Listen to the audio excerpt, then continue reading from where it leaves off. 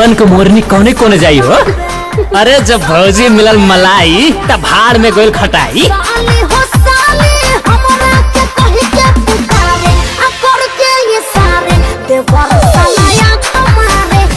Hello, हाँ जनाब, जो कुतुब मीनार है वो हमारे बाप दादाओं ने बनवाया है और उसी कुतुब मीनार पे बैठ के हम अपने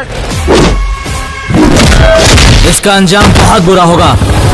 ऐसा करो कि सांप भी मर जाए और लाठी भी न टूटे। मातल शरीर हो तनी खाए तो हमके मलाई पेवा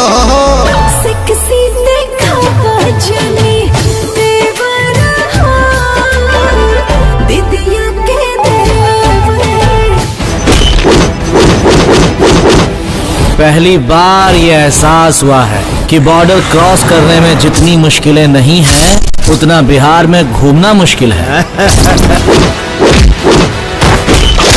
कौन बीमारी भइल बा? हर जवान खूबसूरत टकाटक लड़की की तरह हमरा में कुछ ना होला। हमार दवाई खैला के बाद तोरा कुछ ना बहुत कुछ।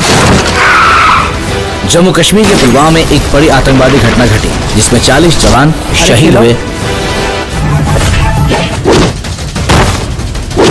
बाहर के दुश्मन से ज्यादा घर के दुश्मन की मारल बहुत जरूरी बा।